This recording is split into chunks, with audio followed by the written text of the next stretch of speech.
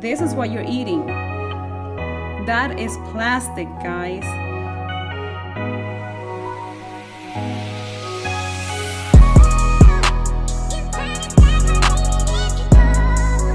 Okay, have you ever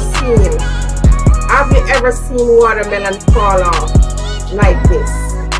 This is a genetically modified fruit.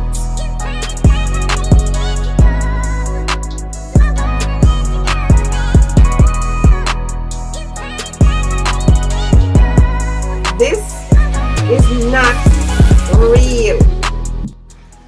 So we heard over the weekend that a woman in Cincinnati bought Walmart ice cream, great value brand, ice cream sandwiches for her kids, left them out in the sun and they didn't melt. Seemed a little odd to me that it's not real ice cream in there. So we're gonna check it out. We're gonna see how long it takes on a sunny day, well, some clouds, but for the most part sunny day, and about 80 degrees for these to melt. So as you can see, now we put an ice cream sandwich out on a little plate out in the sun, and we're gonna see how long it takes for it to melt. The temperature is 78 degrees. 78 degrees. We're gonna see how long it takes to melt. All right, let's check in with an ice cream cone here, or the ice cream sandwich. It's been 20 minutes and we've reached the 35-minute mark. Kind of a clear look there. Let me get a better shot there. So that's at 1 hour exactly. After 1 hour, the ice cream sandwich looks like this on a hot and sunny day. I don't like it. The clusters are harvested. While the grapes may be seedless, they do contain a tiny seed trace that can be removed in the lab and nurtured with nutrients and sugars to grow a new plants that we call hybrid seedlings. The new seedlings are very delicate, so they're started in test tubes.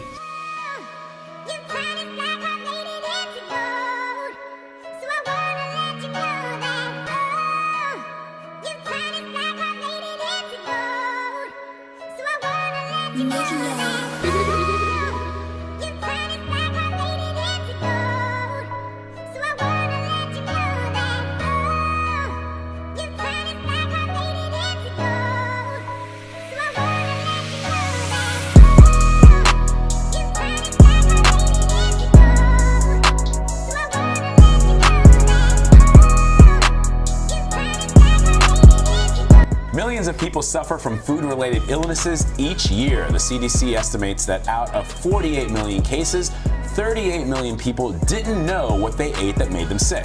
USA Today food and travel columnist Larry Olmsted is out with a book called Real Food, Fake Food. It exposes the ways Americans are scammed into buying and eating fraudulent food. Use the analogy that if every time you pulled into a gas station and you thought you were filling your tank with gasoline, you were actually filling your tank with dirty water, which is pretty disgusting. The coloring they use in making this fake egg has disappeared under heat, but the one of the natural egg, the yolk, is still very okay. The yolk is showing. Here is the yolk in this one now. This one is just like you are frying just the white. And notice the bubble. Notice the bubble. Notice the bubble. This thing is fake. Nearly 1 out of every 6 dairy cows in the United States are injected with this pharmaceutical drug, which critics call crack for cows.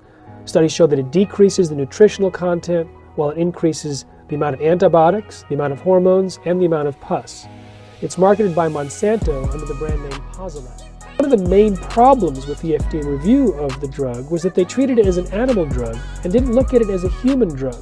So they failed to take into consideration most of the possible health effects. We've been told that GMOs are safe for human consumption, but as you'll see in just a moment, no long-term studies support their safety, and in fact, show just the opposite. Have you ever wondered about those small stickers you see on fresh produce? Let me show you what those mean. If the number on the sticker begins with a 4 or a 3, it's been traditionally grown. That may or may not be GMO, but it will definitely have been sprayed with herbicides and pesticides.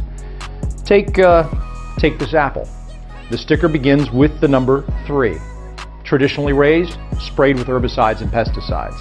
But this apple, begins with a number 9. This is your safe and healthy choice. You see, when the sticker on fresh produce begins with the number 9, it means it's organic and will not be a GMO, nor will it have any toxic herbicides or pesticides sprayed on it.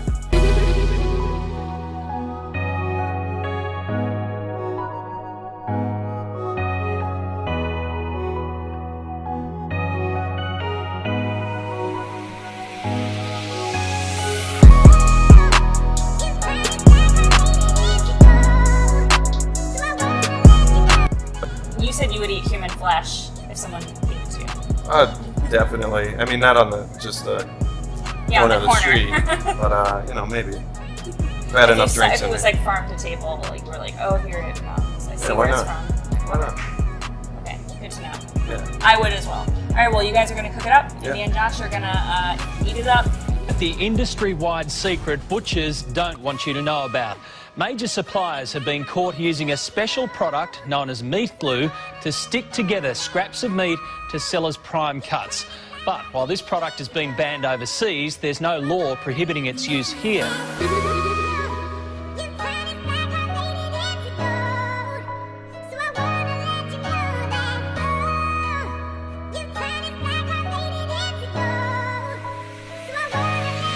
People are going to think, oh, everything's good. I'm going to buy food, and I'm going to eat food, and I'm going to buy meat, and I'm going to eat meat. I'm going to just continue consuming, and I'm going to trust my government and trust the people who I buy the food from. Newsflash, this is 2018. You can't be trusting anything no more. Listen, even the meat, remember, there are lab-grown meats which are being grown in laboratories. Meat that is being grown in laboratory. You can't trust any of these things. This is an amazing deal for our farmers and also allows them to use cutting-edge biotechnology and eliminates non-scientific barriers. City of Osaka, known as Japan's food capital, fake or sample food abounds here too. Fake food overcomes a language barrier? Exactly. You point to it and say, this is what I want. Exactly. And that's how it's been in this country for 70, 80 years.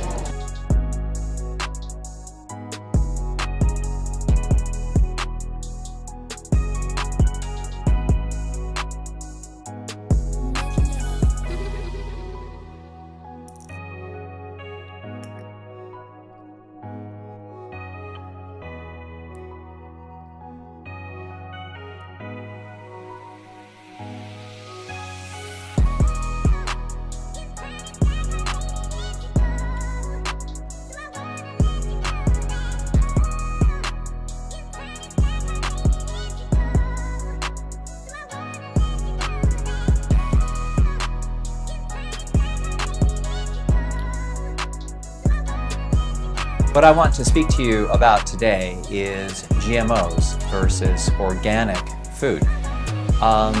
Right now in America, GMOs are not labeled. And if you think GMOs are just the same as regular food, what you should do, or what everybody should do, is go to Google Images and just put in GMO-fed rats, or GMO-fed pigs, or GMO-fed mice. You'll see that here we have rats with cancerous tumors all over their body.